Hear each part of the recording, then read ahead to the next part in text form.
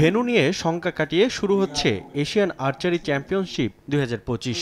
দুই ভেন্যু জাতীয় স্টেডিয়াম ও আর্মি স্টেডিয়ামে আয়োজিত হচ্ছে এবারের এশিয়ান আর্চারি টুর্নামেন্ট। প্রথমাংশ হবে 8 থেকে 12 নভেম্বর জাতীয় স্টেডিয়াম ঢাকাতে, আর ফুটবল ম্যাচের জন্য ফাইনাল 12-13 নভেম্বর হবে বাংলাদেশ আর্মি স্টেডিয়ামে।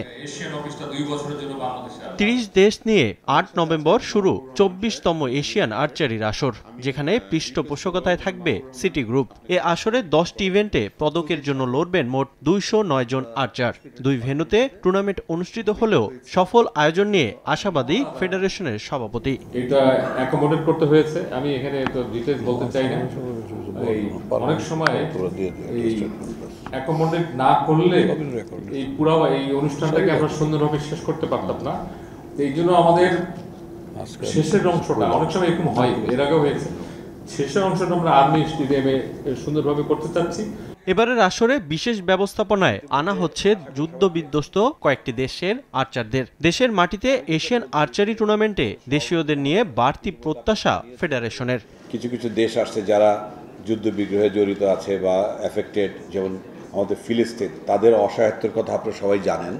তাদেরকে আমরা বিশেষ অ্যারেঞ্জমেন্টে নিয়ে আসতে যাচ্ছি। এখন পর্যন্ত তাদের ভিসার অনারেবলের ব্যবস্থা করা হয়েছে, সব কিছু হয়েছে। যেমন সিরিয়া আছে, তার মধ্যে একজন ইয়েমেন আছে, তাদের আমরা স্পেশাল অ্যারেঞ্জমেন্ট করেছি। আমরা চাই একটা সুন্দর সাবলীল একটা চ্যাম্পিয়নশিপ বাংলাদেশে অনুষ্ঠিত হোক। এবারের আসরে বাংলাদেশি আর্চারদের নিয়ে আশাবাদী দীর্ঘ সময় আর্চারির সঙ্গে পৃষ্ঠপোষকতায় থাকা সিটি গ্রুপ। আমাদের স্লোগানটা যেমন তীর go for gold, go for gold for everybody. আমাদের তীরন্দাজরাও করবে, আর্চারি ফেডারেশনও করবে, আমাদের দেশও করবে, সব কিছু। গোল্ড মানে একে হচ্ছে স্বর্ণ পদক যেমন একটা আছে, আবার গোল্ড মানে একটা পারফেকশন। আমরা দেশ হিসেবে আমরা এরকম একটা সোনালী অধ্যায়ে প্রবেশ করব। ঢাকায় 8 নভেম্বর অনুষ্ঠিত হবে এশিয়ান আর্চারি কংগ্রেস, যেখানে সভাপতি পদে লড়বেন কাজী রাজীব উদ্দিন আহমেদ চপল। রিফাতুল ইসলাম মিরন, সময় সংবাদ, ঢাকা।